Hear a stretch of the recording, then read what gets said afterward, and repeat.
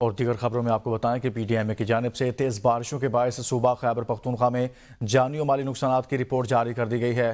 خیبر پختونخوا کے مختلف اضلاع میں تیز بارشوں کے باعث حادثات کے نتیجے میں اب تک 36 افراد جاں بحق جبکہ 46 افراد زخمی ہوئے ہیں۔ مختلف اضلاع میں دیواریں اور چھتیں گرنے سے مجموعی طور پر 2391 مکانات کو نقصان پہنچا۔ مزید تفصیلات جانیں گے نمائندہ APN نیوز محمد فیاض سے۔ جی فیاض، آگاہ کیجیے گا۔ جی بالکل، پی ڈی ایم کی جانب سے خیبر پختونخوا میں جو حالیہ بارش ہے ان کے نتیجے میں ہونے والے نقصانات کی باقاعدہ رپورٹ جاری کر دی گئی ہے، جس میں کہا گیا ہے کہ اب تک جو ہے وہ صوبہ بھر میں 36 افراد جاں بحق جبکہ 46 افراد جو ہے وہ زخمی ہوئے ہیں۔ اسی طرح جو ہے ان جاں بحق افراد میں 20 بچے، 8 مرد اور 8 خواتین شامل ہیں، جبکہ زخمیوں میں 9 خواتین، 33 مرد اور 11 بچے شامل ہیں۔